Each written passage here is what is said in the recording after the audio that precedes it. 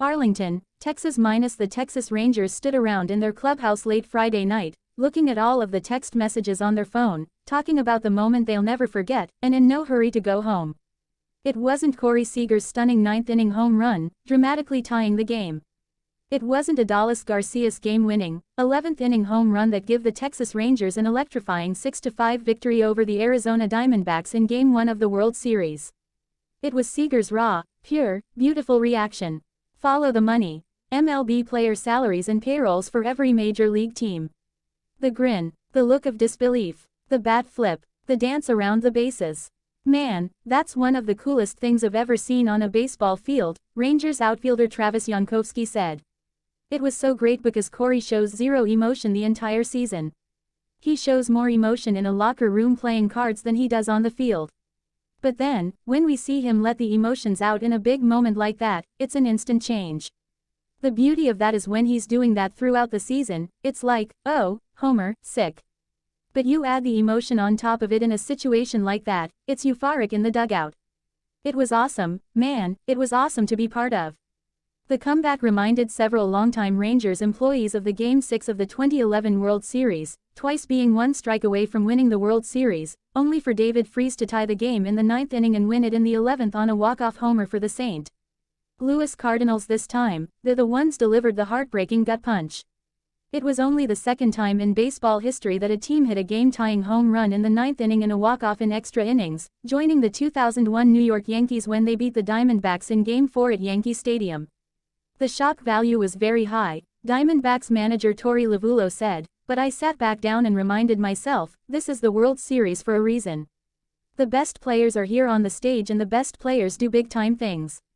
This, of course, is what the Rangers paid Seager to do when they dropped a 10-year, $325 million contract in his lap a year ago. Seager struggled, hitting a career-low .245 with a pedestrian .772 ops, with the Rangers going 68-94, 38 games out of first place in the AL West. This year, he was much more comfortable, started to let his personality seep out in the clubhouse, and had a fabulous year, hitting .327 with 33 homers, a league-leading 42 doubles, and 96 RBI with a 1.013 ops, despite playing in just 119 games.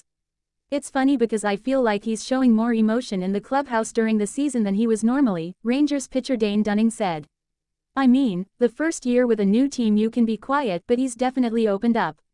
October rolled around, and he continued his tear, hitting .333 this postseason with 4 homers, 5 doubles and 8 RBI. This homer brought back memories of his 2-run homer in Game 2 of the 2017 World Series off Houston Astros ace Justin Verlander, and he now has 17 career postseason homers, third most among shortstops behind Derek Jeter 20 and Carlos Correa. The sound of the bat. The scream from Seager. It reminds me of the homer off Verlander in 17, opposite field, Rangers All-Star second baseman Marcus Semien said. It's very rare to see him show that emotion, but obviously it takes a Game 7 or the World Series to get him out of it. This one, though, was the most dramatic, one that could live forever in Rangers folklore if they go on to win their first World Series in franchise history. The Rangers looked dead entering the 9th inning. They were down to their last 2 outs with D-backs closer Paul Sewald on the mound. He opened the inning by walking Leody Taveras on 4 pitches, but struck out Semien when Seager walked to the plate. Sewald, who was perfect in save situations this postseason, tried to throw a high fastball at 94 mph by him. Seager sent it nearly to Dallas, into the upper deck at Globe Life Field, with the sellout crowd of 42,472 going berserk, along with an entire Rangers bench. Fired up the boys, said Rangers starter Nate Eovaldi. It was incredible. It was an incredible opportunity for him. He saw that pitch and crushed it, said Dunning. Corey, I mean, it's so cool seeing him actually fired up.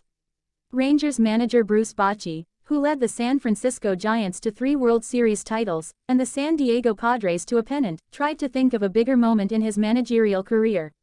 He paused, blinked, and couldn't think of another. It's hard to hit a bigger home run than what he did there, Bochy said, down 2 in the 9th. He saved us there. You could see it in him. He got everybody fired up.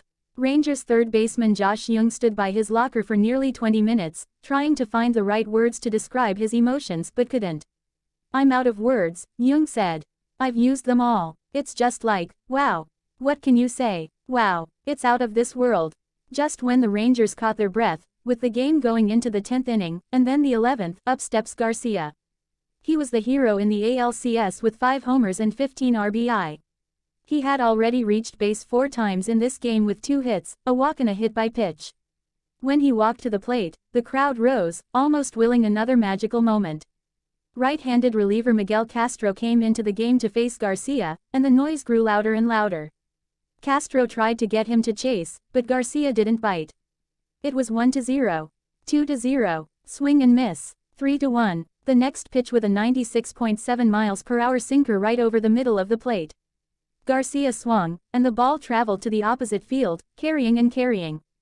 D-backs right field Corbin Carroll leapt, and the ball sailed just over his head into the front row.